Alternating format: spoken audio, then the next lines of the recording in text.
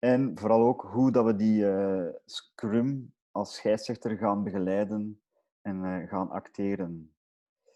De presentatie zal voornamelijk in het Engels gebeuren. Dat geeft ook dat mensen nadien de sessie kunnen herbekijken in binnen- en buitenland. Maar we hopen vooral dat jullie een aangename avond kunnen bezorgen. Misschien toch belangrijk, een aantal afspraken.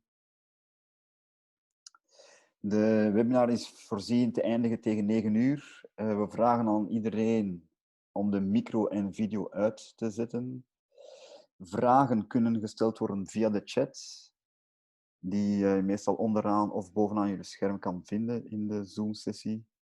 Daar kan je gewoon een vraag typen en ik zal ook tijdens de sessie de chat in het oog houden en eventuele vragen doorspelen.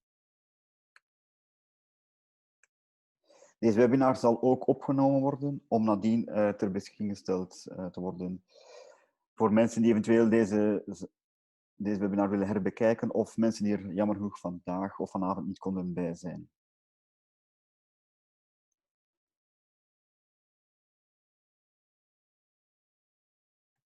Een kleine opwarmer. Zet jullie geluid maar alvast aan.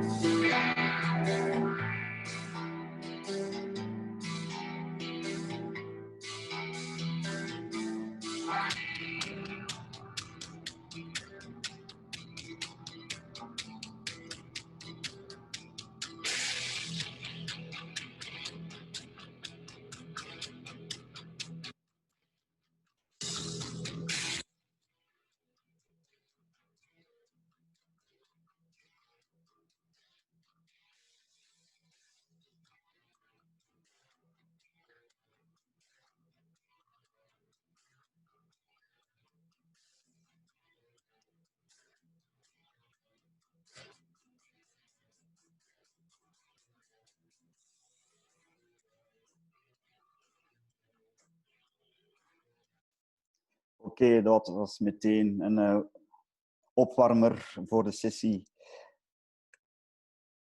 We gaan meteen verder. En ik wil je alvast iemand voorstellen die ons vanavond zal assisteren. Namelijk Philippe Lenne. Philippe Lenne is an international referee, but also the technical director of the Belgian Referee Society. Me, myself, Michel de Baats, will be here as well, joining you and looking at questions coming from participants. Philippe Lenne, welcome. It's a joy. It's a joy to have you here, Philippe. Good evening, Michel. Goedenavond iedereen. Good evening, everyone. Thanks for being there. Philippe, maybe just going straight to the next one. Yes. You as a referee, how did you get your experience as a referee and especially experience in the Scrum? Did you play yourself rugby before you became a referee, or how did it happen? So I certainly not played in the Scrum, otherwise I would not be there tonight to talk to you, looking at my impressive physique. I played a bit as a number 9 in France, in the south, in Béziers, when I was living there in my youth. And then I played a bit in the military because I spent 7 years in the French Navy, where I was there playing and sometimes refereeing the terrible games, the military one, which are generally a mess. And at this time, they were a mess.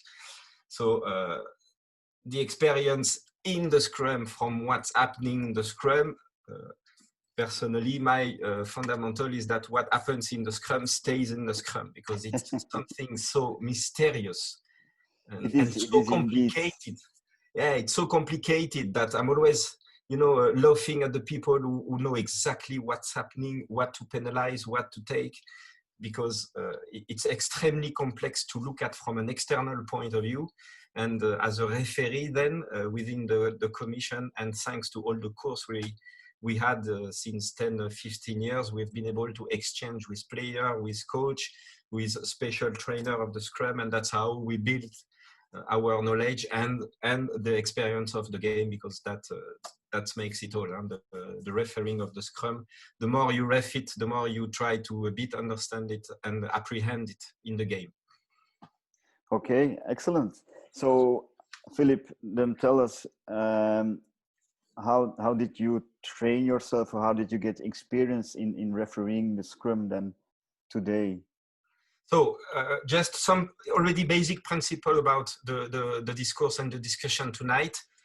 I will not come back on it, but there is a key principle, a paramount, that's the safety of the players.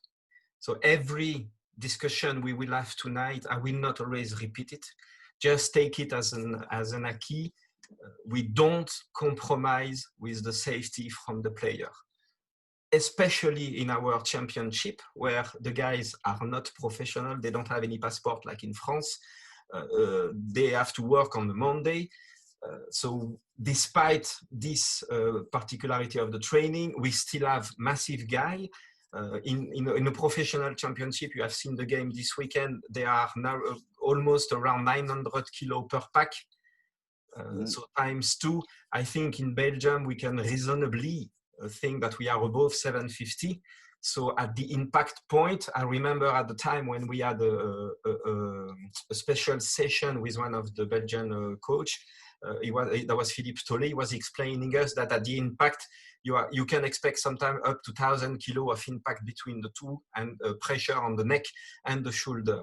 So we do not compromise with safety, which sometimes leads us maybe to take a decision that people don't want to see, but that's a paramount for tonight's discussion. Okay. The second, please, yeah. Oh, sorry. Nice. So the second, how did you...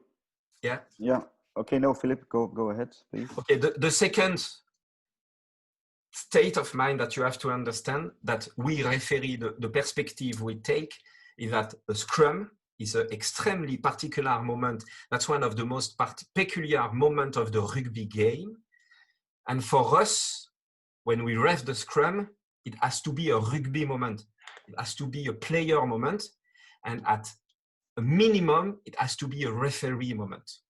And when you take this state of mind, you understand why Wayne Barnes spent 10 minutes in a very famous Wales-France game during the extra time, because this famous Scrum on the 5 meters line was the one that would decide who win the games. And I think that has an impact on the ranking as well, on who would gain the competition.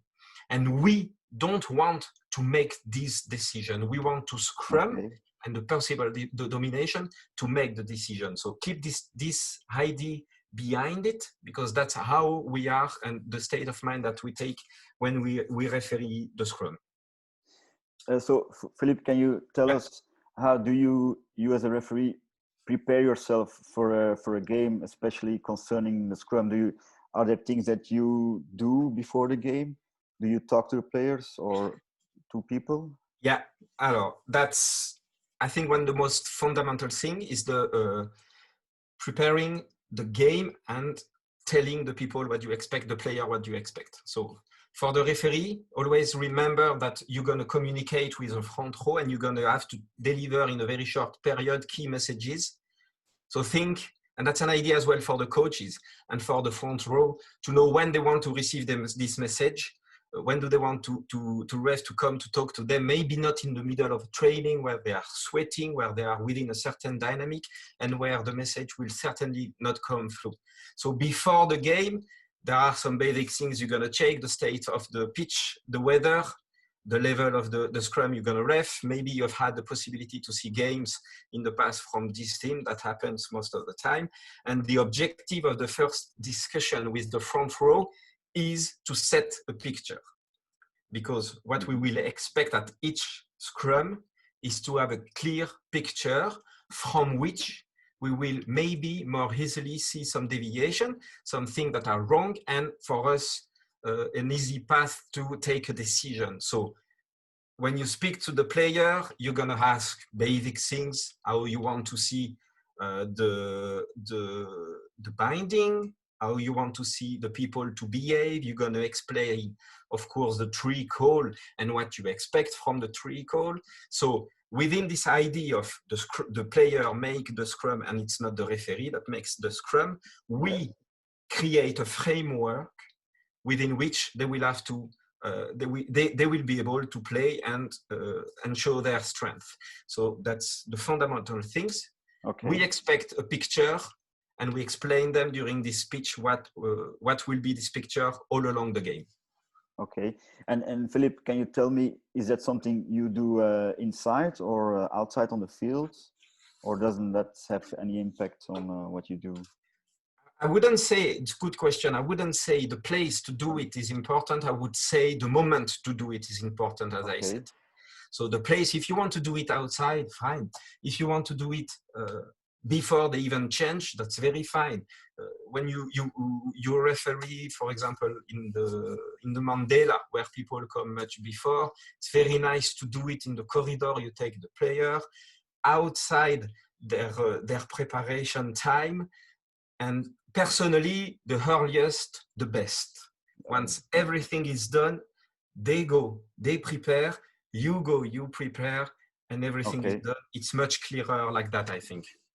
Okay, excellent. Thank you. Maybe just for info, maybe repeating what the definition or the principle of the Scrum is, so everybody is aware of it. And the purpose of a Scrum is to restart play with a contest for possession after a minor infringement or a stoppage of play. I think it's a good thing that people know why we have the Scrum. Yeah, absolutely. And just to complement that, Michel, a Scrum is around 50 seconds to 1 minute each time. It's a sequence of 50 seconds to 1 minute. Mm-hmm. So if you think that you have some games with 15, 20 minutes, 20 Scrum, that means that you're going to have a loss of playing time of 16, 17, 18 minutes, half of a half time. So that's a lot. And that certainly we don't want to have many resets, and we don't want to spend so much time in that. People want to see rugby and open play. Okay.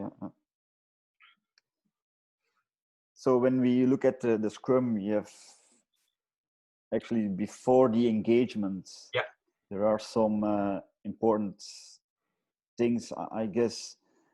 Is there a sort of process you have in mind, what you do as a referee before the engagement? It's an important moment because you need to invest time in that. The time that you will invest in this setting, in this preparation, will help you to have a correct setting and a correct engagement on the Scrum. So it's not time lost. And a Scrum and the relation between the referee and the front row is very particular. I always try to keep quite a lot of contact with them, to talk to them, reward them, encourage them when the Scrum is bad, and look for a positive issue when on the precedent one we've had something wrong. Because as I said, we want this moment to take place. We don't want to reset. We want to penalize a minimum. If we have to, we will do. But let's invest in this just before engagement one. It starts with setting the mark. Yes. You know this very strange thing that the referee does. You see them making holes in the ground. Well, that's not to clean the shoes. It's simply that normally the hooker will put his left foot on the mark, and if both of them do it, then you have already the correct. Instead of being head to head, they will have already the correct interval between the player. Correct position. It's really, first of all, it's to indicate where the Scrum will take, but it really helps the hooker to set their position. Do you look at the number of players within the Scrum, or positioning of players, or bindings before they engage? So before we engage, we make the mark. They come in position. Try to look at the distance between the two. That's something extremely important. And then we let them prepare.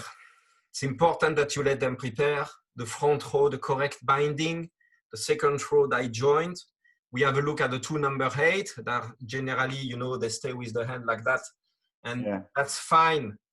But then during the sequence, later in the sequence, okay, we want them to join the scrum, but if they stay like that. But part of this preparation, it's important to let them time to correctly set and bind. And there already, that's a first occasion for us to look at shoulder if they are correctly lined, because the front row will prepare, they will already set, and the time that the second row come underneath and prepare, you can already see if someone is wrong, and you can indicate it, shoulder out, please, or the junction. Philippe, can you tell us what is important about those shoulders in the front row? Well, you will see on the picture later on, that's something we will require. We want to see a line. First of all, we want to see as much as possible all the shoulder appearing, especially the props, of course. That's not a question for the hooker, but for the props, we want to see the shoulder. Exactly. I can show you, maybe this picture is maybe. Yeah, exactly. Helpful. So there you see, we want to see as many as possible shoulder, and we want to see straight line, because that's the first part of this preparation that maybe we want any shoulder that suddenly are falling out of the line after the pressure, after the impact. So that's part of the preparation. And then you can tell them at the briefing, but it's nice to reward them during the scrum, just to indicate them nicely. Always this positive moment. We have to make these things as a positive movement. It's positive scrummaging. So Philippe, you as a referee, during or before the engagement, you will be talking to the players in the scrum and helping them, or what do you do? If everything goes right, no need. Leave them in peace. They communicate amongst them.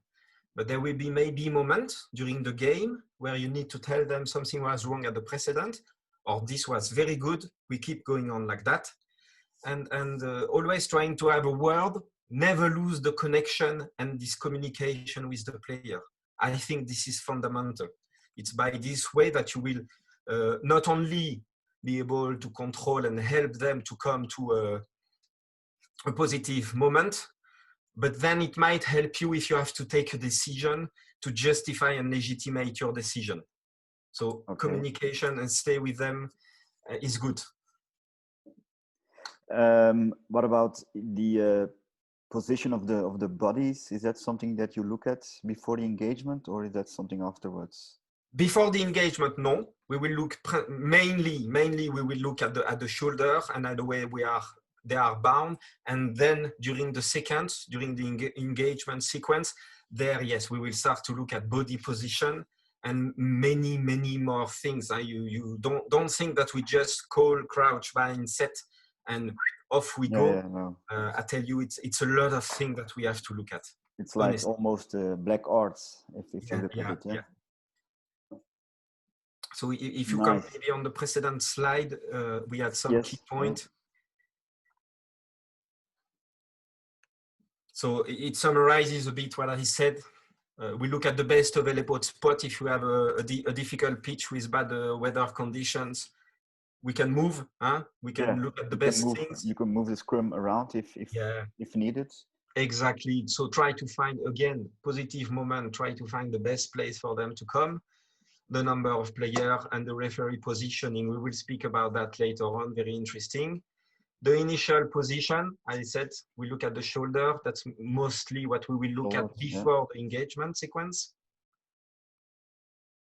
A line, invest time. That's something that I tell you, you will get money back from a good investment in this pre-sequence. And always this picture, you briefed the player on what you expect from them, but now it's time to have a look at this picture, because then based on that, that will ease your decision, your potential decision and management of the scrum after the engagement, after the ball is in. And you, Philippe, as a referee, you have that picture in your mind that helps you in creating that environment, that scrum? Yes. Okay. Yeah. You know what you expect, and looking at then how the scrum evolves during the game, you see maybe that this picture is moving a bit. So because we are tired, because some of the front row are a bit playing on it's normal. It's the way they do it.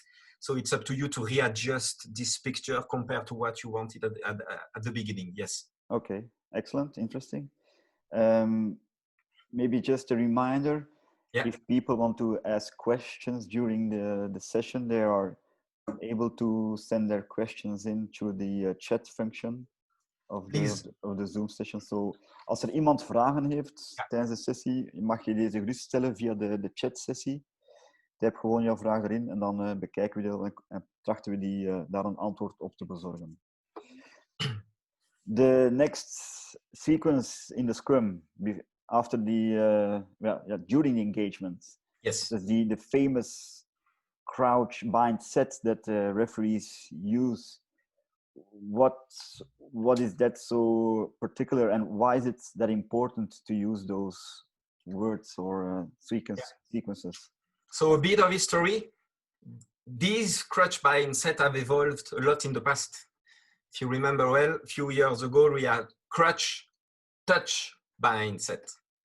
Yeah, I remember. But yes. by studying, it's World Rugby who is doing that with the player and the referee commission. Mm-hmm. and we looked at the impact of having 4 calls on the impact on the stability, on the injuries, and in fact the fact to do touched, come back, and then still have a lapse of time before binding and then going through a set.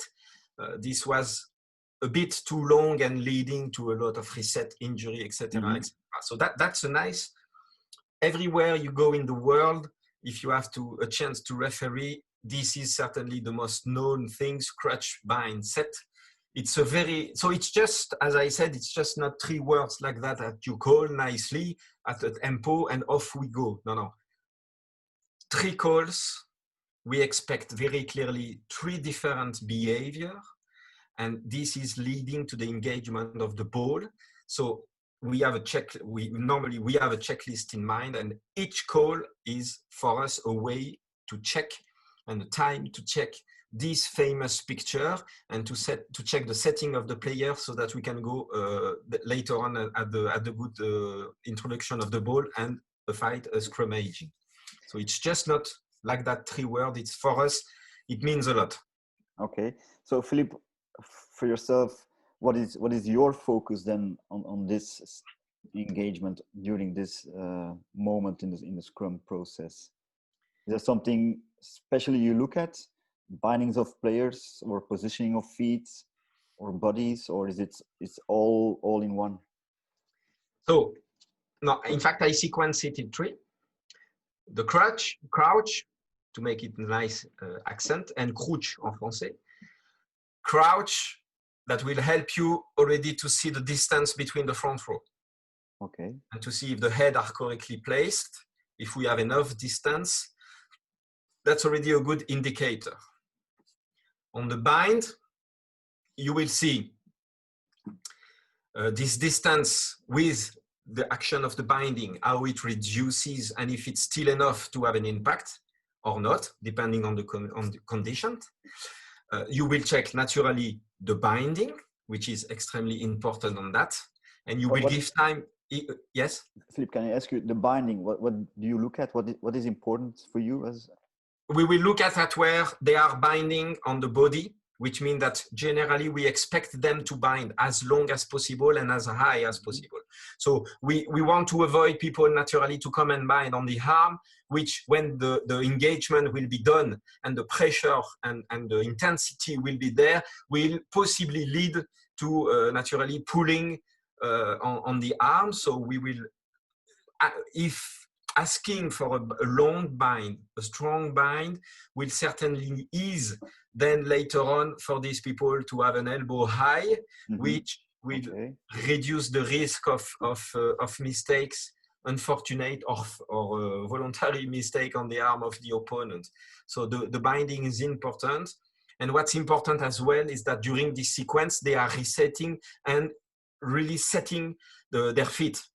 So we will see on the video, it's just not only the binding, but it's the readjustment of the feet from mainly the front row, and you need to leave them time to nicely set that, because that will ensure that at the set, we will have 2 strong positioning of the body. That's at the bind. Okay. And the last one, the set.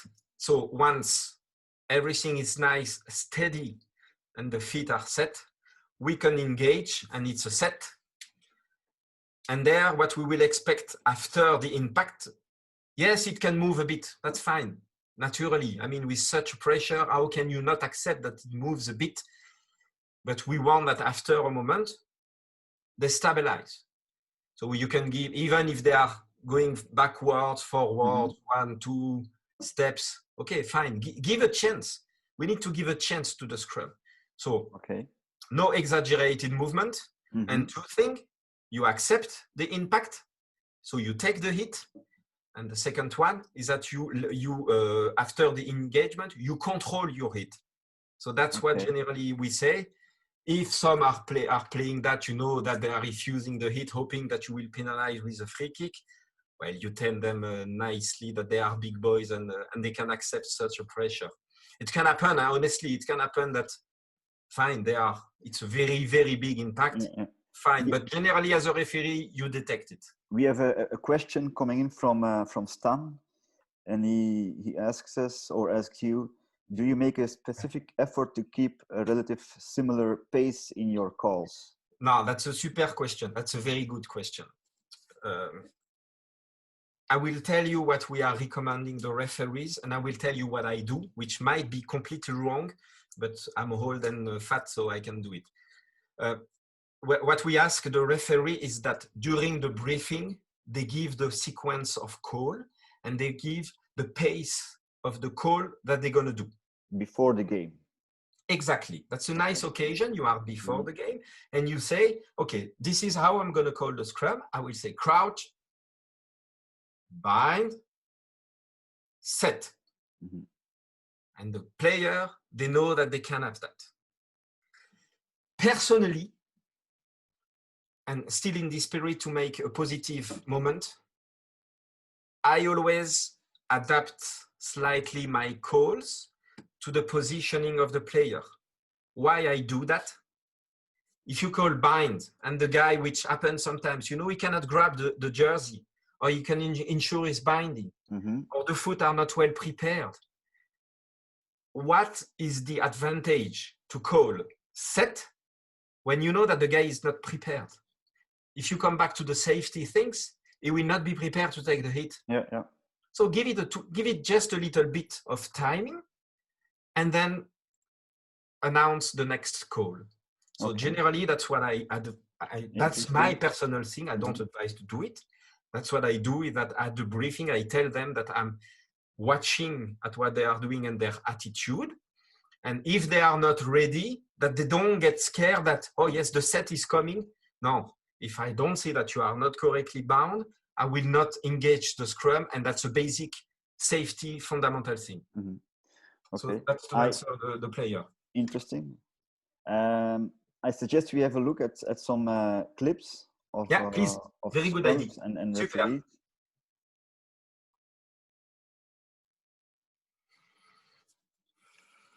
I can start at the beginning, maybe, of the video. And we can come back, Michel, at the beginning of the video. I think it starts at 1. Yeah, superb.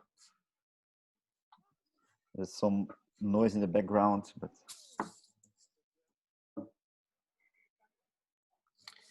So you remember what I said? I want to see a picture.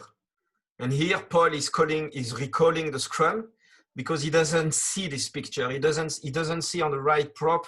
He sees something that's maybe wrong that he doesn't like. So he doesn't have this picture. He resets the Scrum so that then it comes to things. He invests in his Scrum, and then you will see it goes very well. Invest in it. That's very important.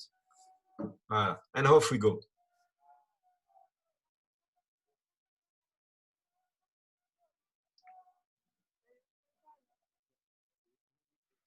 So there you are another example.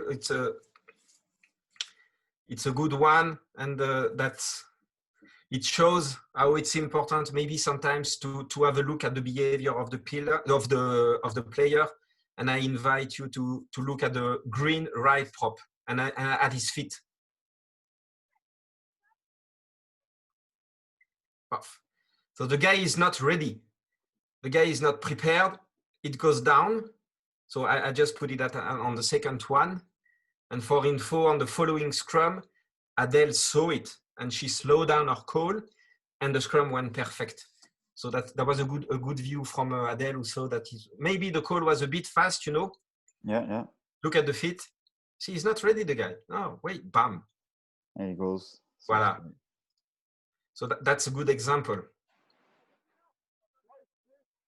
Here, that's an excellent example from what we expect from a ref.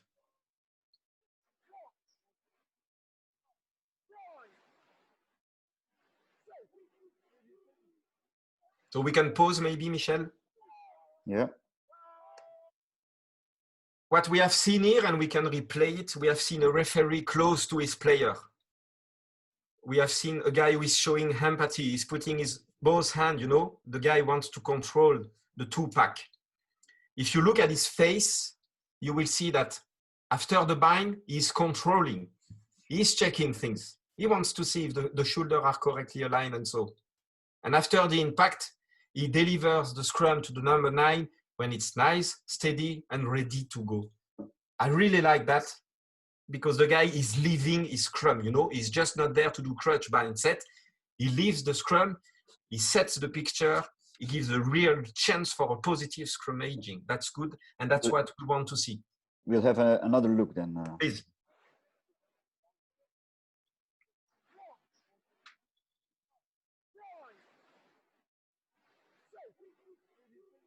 Voilà. There it goes. Off we go.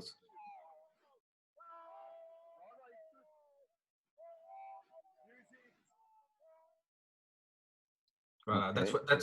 That's generally what we expect, and that's what these 3 calls are important as well, and what we expect from these 3 calls. So to summarize for the player and for the coach, we want to. It's 3 calls, 3 different attitudes, and 3 expectations that we have from there. Long bind, stability, take the hit, and to make this a positive moment. And I know Hervé, some players will not appreciate that the referee touches them, but it's okay, it's only a finger. We have another question coming in from Nick, who asks us if it's allowed the number 8 would sometimes bind onto the flanker and lock if you're going for a quick ball through channel 1. Yes. Can he do this? Can the number 8 switch position? Yeah. And, No. He cannot switch position. Before the setting of the scrum, he can be there on the right or on the left. We had the first division game who has been doing it for years. Before at the preparation, before the crouch, he's bound on his initial position and he keeps the binding until the end of the scrum. Very important. I think that's a clear answer for Nick. Which club, Nick? Which club? I have no idea. He didn't stick to this club. So on to the next phase after the engagement. Yeah. What then? What do you look at as a referee? What is expected from you? So after the engagement, hopefully everyone is nicely set. Everyone is now we are in a positive scrummaging. What we will look at is we don't set our mind on, okay, I'm referring this team, so they have a nice scrum, they have a strong scrum, so okay, they're gonna go dominate today. No, absolutely not. You have to know that we set our mind per scrum. Each scrum can be different, and a certain domination can change during the game, especially after the substitution. So we judge scrum by scrum. We certainly take some elements, that's evident. If you have a hate scrum on the first half and the hate scrum might be harshly dominated by a team, bien sûr, of course, it's something that we will keep in mind, but we will certainly not put out of our mind the necessity to have a fair contest in the scrum. So what we will look at mainly technically the behavior from the front row. So we will see at the quality, the binding, what's happening to the binding, and if some arm are positioning. We will see on this particular Scrum, okay, who seems to dominate. We will look naturally at the props, the way they are possibly going inside. And for that, you check at the feet, and if they are changing their feet, that's something we will see. We can help us to detect something. We will check that the ball is hooked. May I remind you that is mandatory to hook the ball. Anyone from the first row can hook the ball. That's legal. So even the number 1 or number 3 can hook the ball. Anyone from the front row can hook the ball. It's written nowhere in the law that it has to be the hooker. It has to be a front row from any of the team, but the ball has to be hooked. So, okay, I know that's something that's mostly never sanctioned, and these little particularities has been set at the time that you have some fantastic Scrum that were absolutely stationary, very square, and nobody moves. Mm-hmm. So to sort out, they said the introduction team has to hook the ball, and if not, it's a free kick. So we're going to look at all this, and we're going to look naturally at the behavior of the Scrum, looking for continuity. So we will look for the ball to come out. We will try to incentivize the ball to come out as long as we don't see something to penalize. We want to, as I said, we want to make this a player moment. We want to launch the game. So we will look a maximum to incentivize, and you will see with the following example on the video, that the game takes place. If we have to penalize, well, okay, we will penalize, but that will be really the last resort. And we have a lot of instruments for that to do. You will see some example if the Scrum start to wheel a bit. Well, it's easy. We can just call use it. We have the possibility to ask the 9 or the 8 to play and use the ball. We'll have a look at the next clip. Please, yes. That maybe gives us some better understanding. So we will favor continuity if nothing is clear and obvious. We have some example to show you. So back on the Scrum from Paul, it's another one.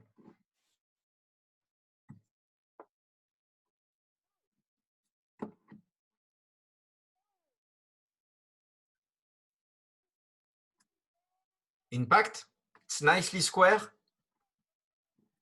There it goes. Everyone keeps the binding. It's a progression. The white are not collapsing. And there, okay, you feel that the Scrum is a bit turning. It will go. And if you can listen at the sound from Paul, is asking, use it. That's what we call continuity. There's nothing to penalize here. Okay. If the Scrum keeps turning more than 45 degrees, it's a pity we will have to reset it with the same introduction. It's much more interesting there when we have quite of inequality on the scrummaging to call for the play to go. And here we have a second example, again from Paul. I really love my petit Paul.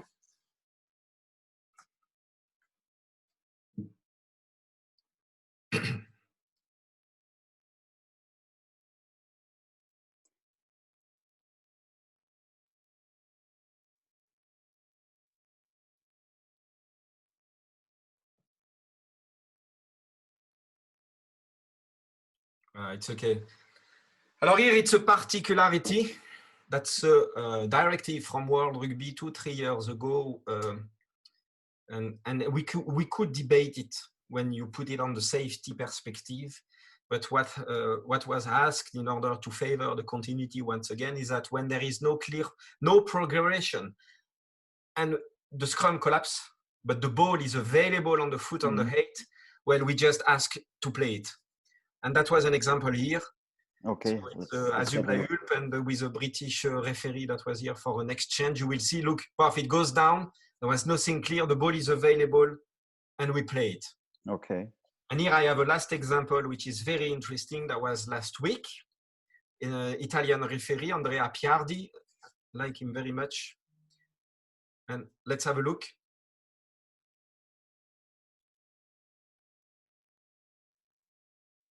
Okay, there are people, we say why don't we reward the red? Well, the sequence is very clear. We have, and if we can just put back very rapidly, we have a stationary scrum, which is a state of play that we know in the rugby law. It's a stationary, there's no progression, the ball has been hooked, and you see his attitude is going to come, he's just coming on the side to have a look where the ball is, and his hand up like that is asking for the 9 to play it. And that's where we stop. So we don't keep the ball. You don't keep the ball in the scrum, and we want to get the game going. Yes, but everything that's happening there, don't expect us to reward it. Yeah. Don't expect it to. We will not reward here possibly the red, which were progressing after his order, because he asked to play it. So don't push after it. Everything that's happening after, we will not have it. Otherwise, it's a bit unfair, because you could then imagine that the blue, they heard it, use it, so they relaxed a bit something, or the on the back, the lock, or relaxed a bit the pressure. That's why they came down. Mainly, that's why they are there. So it's a bit, it could be shocking for external, but I just wanted to explain the behavior here. Okay, excellent. It's sometimes very difficult as even as a player or as a referee, when you look at the scrum. Yes. And it collapses. It's sometimes just like a lottery for people from outside to decide which team made the error or which player was in a bad position. Yeah. How do you cope with that? I think it depends on the picture that you are expecting at the beginning from the scrum, and the analysis you will have on this particular scrum on something that you will spot that comes out first or in your side, on your side, sorry, and that you want to penalize, while possibly at the other side there's something completely opposite that the coach sees and wants you to penalize, but you are focused on one thing that you spotted, and depending on the scrum, you want to penalize. And I remember we had exactly the case in a Rugby Europe game with Maxime Burlet in the middle in Holland against I don't know who, where on the video, on the game, on the scrum, he rewards one side, while at the radio I give him completely the opposite. And he had to explain that to his supervisor, that he was focused on the left prop that clearly was down and collapsed the scrum, while on the other side there was a clear progression and the right prop was totally dominated. So I was giving something, and he analyzed and saw something else. That's maybe the impression that you have about the lottery once in a while. I wouldn't say it's a lottery, but okay, that's contextualization from one scrum that the referee takes this decision. You can discuss it until the end of the night. That's why tonight I don't want to speak too much about why do we take that, why we don't take that, because it's very much debatable, and all the opinions are sometimes right depending on the perspective that you see it. Okay, excellent, and very interesting as well. And it depends as well on how much money we get from the club before the game. Yes, I can't say that. I can't say that. Let's have a look at the next phase. And then we'll take questions. The position of the referee, because we already had a question from I've seen that. Johan. Do you recommend a position for the ref to take at the start of the scrum? So I will just answer very quickly to Pat T00. Do you want the hooker to have his or her foot behind the pro foot already during the bind set? Alors, the law, of course, does not allow you to preset your foot to hook it very quickly. So I'll ask for it. Try to do it. But I would say take it a bit as when we ask the 9 to make a fair and straight introduction of the ball. It's okay, you shouldn't have the foot in front. If it really, really is unfair and unbalanced, the fairness of the contest, then yes, I will ask. Then you, okay. But now with the new setting of the number 9, which, as you can see on this picture, normally is allowed by law to introduce the ball in parallel at the level of the shoulder of his props and not anymore in the middle of the scrum. Still is asked to feed the scrum on the straight line toward the foot of his hooker, and we have seen some absolutely catastrophic feed during this weekend. I mean, this is just ridiculous now how they feed the scrum. So to come back to the foot, it's looking at now how the ball is introduced, still straight, but very much toward the hooker from the introducing team. It became extremely difficult to counter hook. It's very hard. Yeah. It's very hard. And anyway, I'm not a technician, but you know that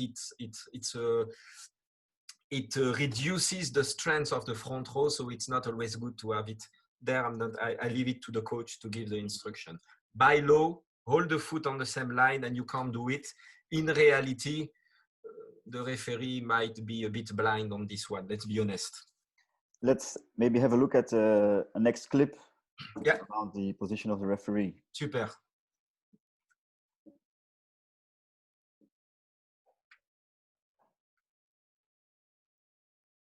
That's not about the positioning, but that's very interesting. Here, it's just on the fact that, yes, we will reward and we will play, but if something is wrong and we have no other option, we will sanction the scrum, and we will do it without any hesitation. And we have here some examples for the guys. So here, he estimated that the contest from the blue was not possible anymore because the front row of the white one lifted up, and then he stopped the scrum. Another example still on the game 2 weeks ago.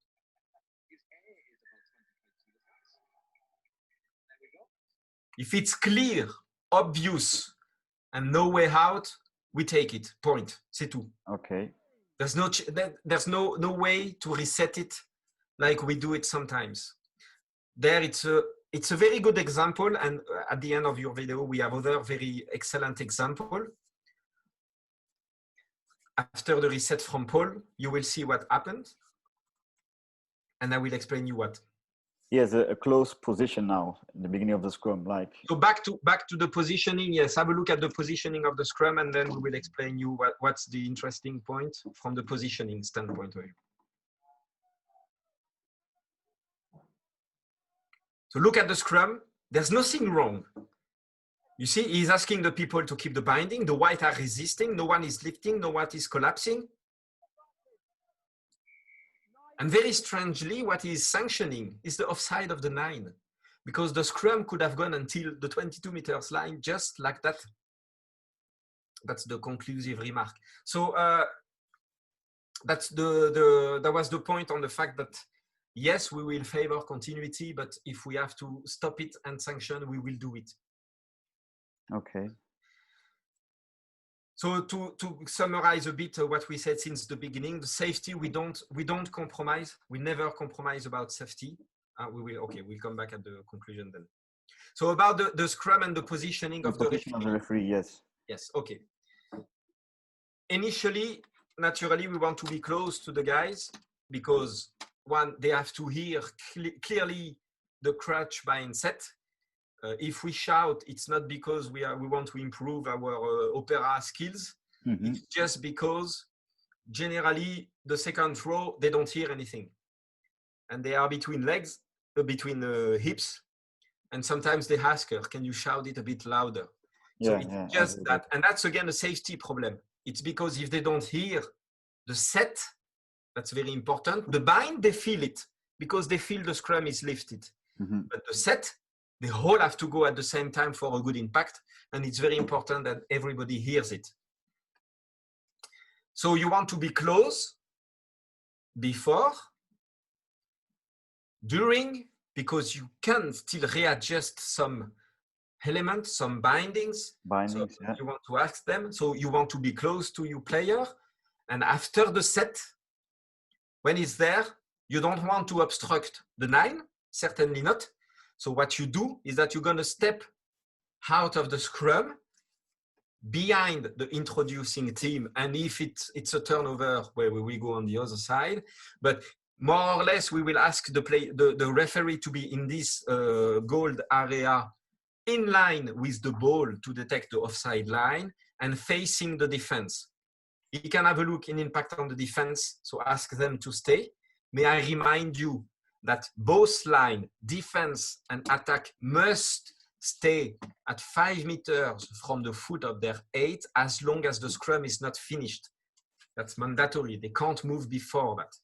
This has already been in place for a couple of years now. Yeah, absolutely. That's just to give enough space for everyone to launch the game and to be in a fair positioning at the same distance from the scrum. So the referee will be there. He will be able to have an angle and a good vision from everything. He can step back because at this moment you can shout anything. It's unlikely that you will have an effect on the behavior from the people, and you will have an effect on the positioning from the guy. It's too late. It's gone. They are pushing. I don't think they want to listen to it, but they want to move. Forget it. So there you can step backwards, and then you can analyze the scrum, look at the ball and the behavior from the opposition, the defense number 9. Second things I want to remind tonight, the red number 9 has offside lines, which are the balls. But more importantly, let's imagine that the introduction would have been on the other side here, the short side. Short side, yeah. It cannot run on the other side of the scrum. It cannot go beyond his number 8. And why don't we want that? It's very clear, is that if by any chance he goes already on the other side, he represents a first curtain of defense. Yes, yes. So you have one group within the scrum, anyone else 5 meters away from the scrum. That's fundamental. Once again, I know we've seen it this weekend on the television. You see it a lot in the South atmosphere at the moment with the All Black, and that's another world, okay? They let it go if it's not impacting the attack, but legally he cannot go there. And I know that here in Belgium we check that because it can represent a really, he can immediately jump. If you have a departure from the 8, he is the first one to stop it. Exactly. So positioning, it's more or less a standard here. We will speak later on the positioning with the assistant referee, but on the scrum, that's more or less a standard here. Okay. I see a question: how far toward this team the 9 introduced the ball before it is sanctioned? I think that it's something you already mentioned, is that the number 9 can stand parallel with outside his left shoulder to the shoulders of his front row. The law says you have to introduce on the straight line in parallel, and you can stand in parallel of your prop, which give already 90% of the advantage. You will, as I said, you will rarely have a counter hooking on the scrum. You don't see that anymore, unless you have an early push or so, but it's very difficult, honestly. Ask me, I don't want to be annoyed with that. C'est tout. I have other things to do in the scrum. There are other ways to win the scrum, and if it's really catastrophically obvious, I might let it go, and at the next scrum I ask him, écoute, let's be fair here, but okay, personally I don't want to be annoyed with that in the scrum. We have other things to do. You just talked about assistant referees. Yeah, I don't think that is the image that you want to have from your assistant referee. I guess more something like these men or women helping the referee. So what is their role to help you, the assistant referees, especially during and before the scrum? Okay, it's a luxury. It's a luxury because it's, as you said, it's very complicated. So the blind side is always extremely difficult to judge unless being a next prop or a next front row, and then you know exactly what's happening. But for the little humble X number 9 that I am, it's very, very difficult to judge. So what you are expecting from that, generally what's happening is that within the 15 meters, within the 15 meters where the scrum takes place, you will take you will be on the big side. Yeah. By default, if you are alone, by default, you stand on the side of the number 9, because then you can check the fit. But let's imagine you have the luxury of having 2 experienced assistant referees. Yeah, that's very nice. So there, I will outside the 15 meters, I will stand by default on the side of the number 9. If I notice a problem on the scrum, I will go opposite side. Mm-hmm. And the 2 assistant referee will take the 5 meters. So they will set the defense and the attack. If we are within the 15 meters as shown on the picture, it's fundamental to use the experience from these guys, from the assistants. So they will check their side and we will go on the open side. And even more fantastic, on the top one, that was an experience in the Hazel where we had in-goal referee, as you can see. So we have a tripartite here. And to be able to give the best judgment and the fairest judgment if something happens. And we have found that either we use the radio, but that's very long. We have beeps, and we have some code, some signals that the referee can beep, indicate you which direction of the scrum, and we can immediately penalize with a primary signal, which is the most important if someone would possibly play, and then we can explain what is wrong. So what do you ask your assistant referees then before the game? I imagine, what is there something that you ask from them? How do you work, or how does it work? So I will ask them to check exactly what I would check. So anything wrong positioning, the binding, post engagement, anyone losing the bind, anyone collapsing, and then I will ask them to indicate me as quick as possible. That's why the signal is always the best. The radio is too long. And with this signal, it gives me the infringing team so that I can blow the whistle and penalize immediately. So I will ask him or her to do exactly what I would have done if I would be at the main referee looking at the scrum. Okay, excellent. And as we have the same training, well, we understand each other's well, and we know when we can blow, when we can let it go. That having assistant referee are key element for a referee. If you have 2 assistant referee that you trust and that have received the same training, this is an absolute luxury on Scrum, but on anything else, as well, Michel, you have had games, and that's a luxury. I imagine having the same assistant referees for a number of games and then be able to working together. That will be very helpful in working as a group of referees. Absolutely. It's difficult because we don't have the luxury to have as many referees as that in Belgium, despite all the effort that Rugby Vlaanderen, LBFR and the CAB are doing to do all this training and formation. So once again, I invite people to come and referee because it's another part of the game. And I hope tonight that give you maybe a hint to come and join us. We are not, we have as well some drinks. I took my whiskey tonight, and we are nice people, and we speak the same language. We play the same game, and let's answer to a question. We have a question, yes, from Pat. Pato. Sometime you will hear about or see the result of punch and bunk in the first row. Is there a trick to see these things as a ref? Well, as I said, what happens in the scrum stays in the scrum. You can, I think mentality has changed. And you see really, really less and less visible things happening on the front row, on the first division, notably, even on the other division. But I think the guy want to do nice, proper, strong scrum. That's what they want to do. I don't think they want to hit someone, and there are, I think, other occasions during the game to hit it. So any trick or positioning to see it, no, I can't give it. I mean, this is such a difficult way to, first of all, we're not going to detect it. It's like in the ruck, people who are coming and shouting that they got a finger in the eye. do you really think that's something that we're going to concretely check? It's too difficult unless, once again, it's clear and obvious. But that's something, by the way, that the assistant referee will more, I think, easily spot than us and detect us. So I strongly recommend not to do it. Leave it. Do positive scrummaging, because we as a referee, we will try to set you in the best position to do this positive refereeing. Okay, excellent.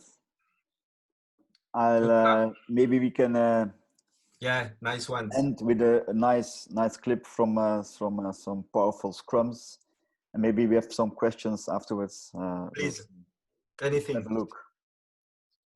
Damage scores a lot of tries as well, which they need.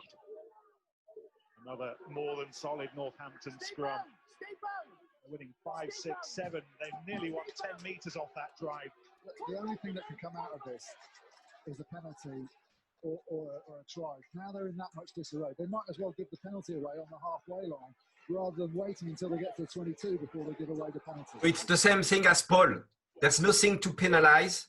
So he's waiting until to get something very clear and obvious, and he only gives the advantage where, on top of it, look at the benefit in terms of distance and the kick that is coming. Same thing here. He's waiting, and there we go, and he gives the advantage and then the penalty. Here, okay, you can't do anything. The black are refusing the contest, and he's rewarding Argentina. Look, there's nothing wrong. Everything is bound, everything is flat. And then he takes it when it's really the moment. So he gives the benefit of the progression, and he gives the benefit of the scrum being the best. You progress, you get an easy penalty, more distance, closer to the in goal or to the opponent's side.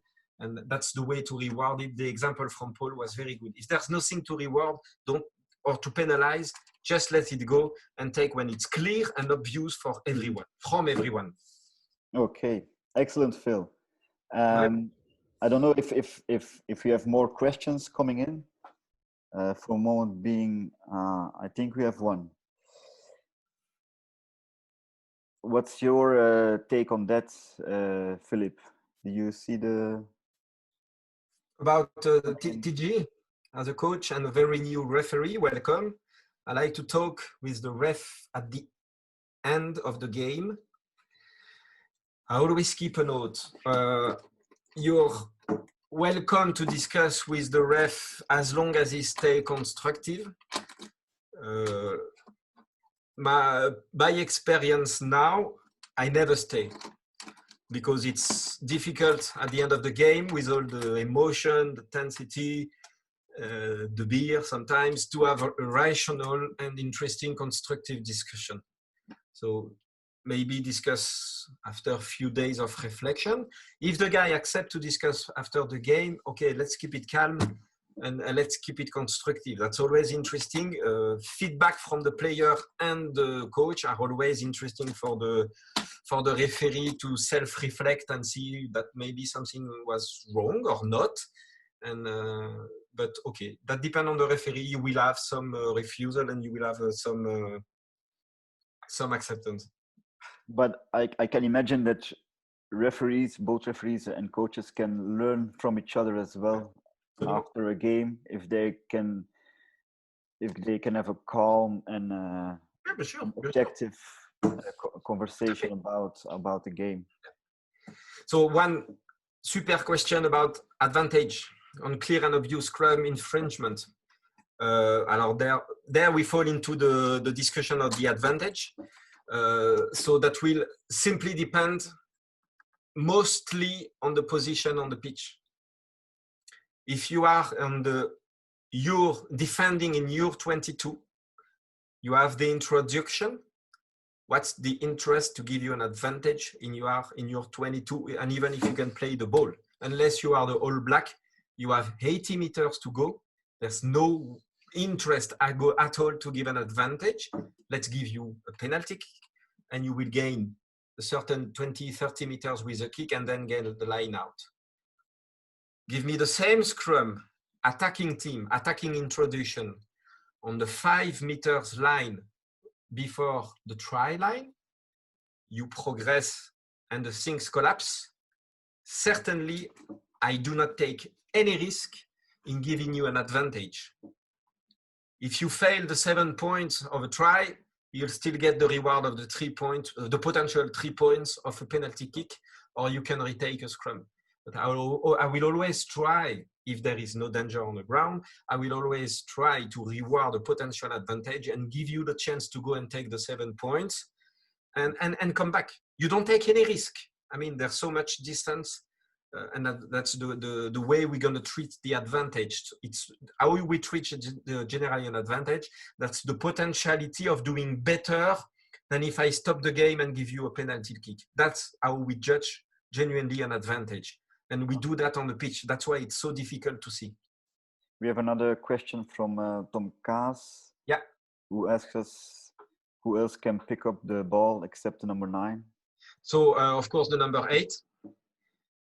May I remind you that when the 8, if the number 8 is picking the ball, you know, that we see sometimes, but keep the binding, scrum is over. Huh?